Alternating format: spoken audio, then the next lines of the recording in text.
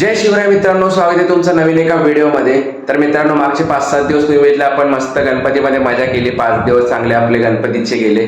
त्यात आपण स्टुडिओवरती यायचो मध्ये आधी काम करायला वगैरे, पण मॅक्झिमम टाइम आपण तिकडे सोसायटीमध्ये असायचो. कार्यक्रम वगैरे बरेच तुम्ही बघितले, आपण ब्लॉग वगैरे पण टाकले. तर काल आपलं विसर्जन झालं आणि आजपासून फायनली परत आपला जो डेली शेड्यूल आहे, डेली रुटीन आहे तो चालू होणार आहे.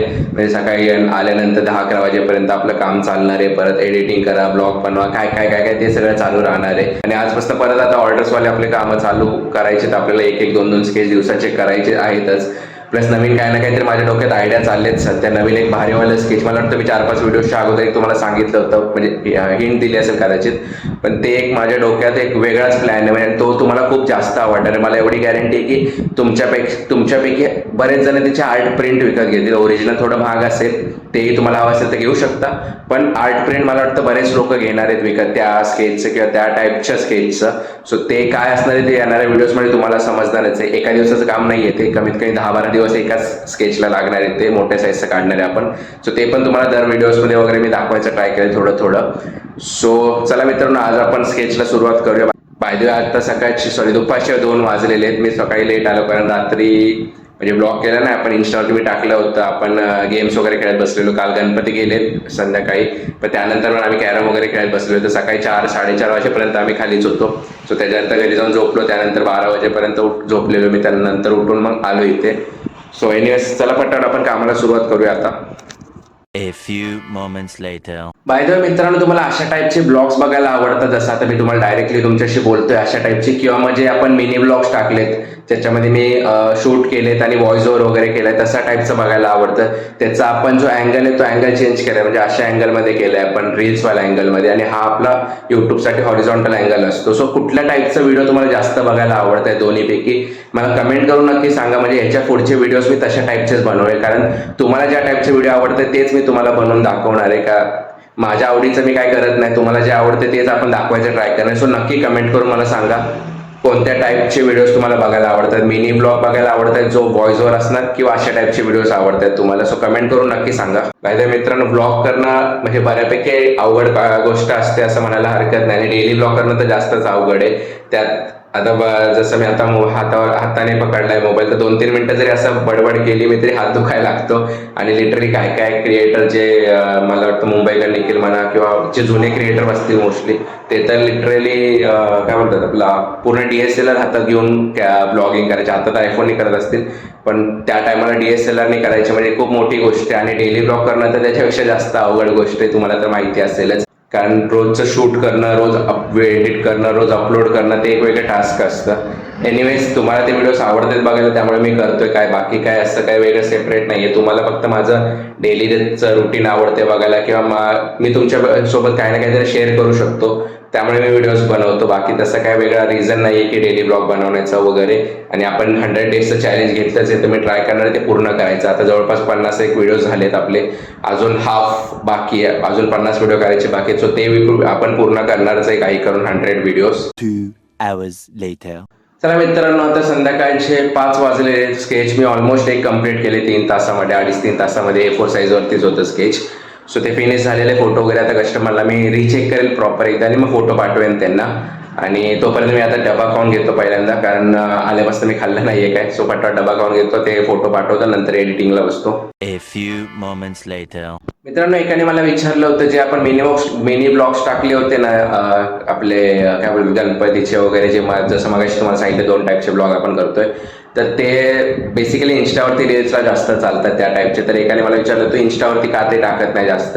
तर त्याचं रिझन असं आहे की इंस्टावरती फक्त 1.5 मिनिटाची व्हिडिओ चालते, आणि 1.5 मिनिटामध्ये मग काय बोलू शकत नाही ना जास्त. आपण किती काय काय शेअर करणार त्याच्यामध्ये.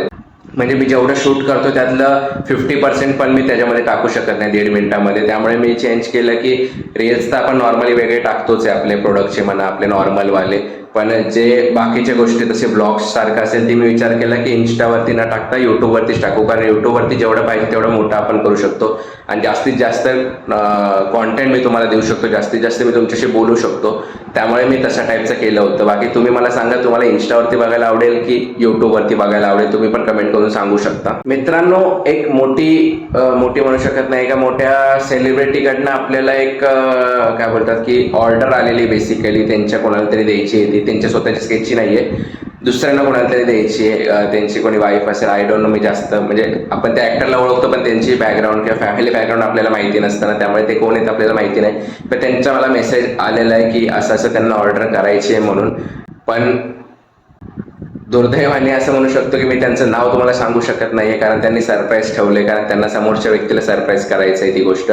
त्यानंतर मी त्यांना विचारेल की तुम्ही टाकू शकतो का, जर सरप्राईज केल्यानंतर तर मी येणाऱ्या व्हिडिओजमध्ये तुम्हाला दाखवेल कोण आहे ते ॲक्टर. पण मराठीतली मोठी मराठी मूव्हीजमधली मोठा एक कलाकार आहे बेसिकली तो, आणि त्याचा आपल्याला मेसेज आलाय आणि ते तर तुम्हाला माहिती आहे कसा येतो मेसेज वगैरे. आपण तसं पण बऱ्यापैकी ॲक्टर्सला ओळखतो, त्यामुळे कुठल्या ना कुठल्या ओळखीमुळे त्याने मेसेज केला असेल कदाचित, किंवा त्यांनी माझे रील्स कुठे तरी बघितले असतील, तिथून आला असेल मेसेज. बट त्याच्या आपल्याला ऑर्डर आली बेसिकली, आणि मी तुम्हाला आता दुर्दैवाने सांगू शकत नाही, पण येणाऱ्या टाईममध्ये नक्कीच मी त्यांना विचारून तुम्हाला सांगायचं ट्राय करणार आहे. बाकी तुम्ही मला गेस करून सांगू शकता कोण असेल ती. मी एवढं पण सांगू शकतो, हिंट देतो तुम्हाला, की मराठी मूव्हीजमधली मोठी कलाकार आहे, मोठा कलाकार आहे, आणि असं पण नाही की जास्त एजेड कलाकार आहे, आपला 30-35-40 एजमधलाच असेल तो.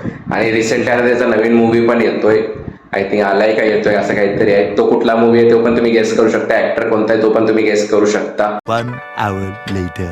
चला मित्रांनो, फायनली आपला ब्लॉग एडिट करून झालेला आहे, अपलोड केलेला आहे इंस्टावरती. सकाळी 8:30 वाजता ब्लॉग येणार आहे आपला.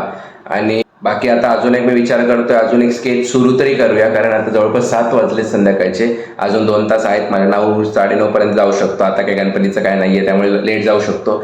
सो मी प्लॅन करतोय अजून एक स्केच सुरू तरी करूया, बाकीचं मग नंतर बघूया फिनिश होतंय का नाही ते. त्यामुळे पहिल्यांदा आता सुरू करतो पहिले मी.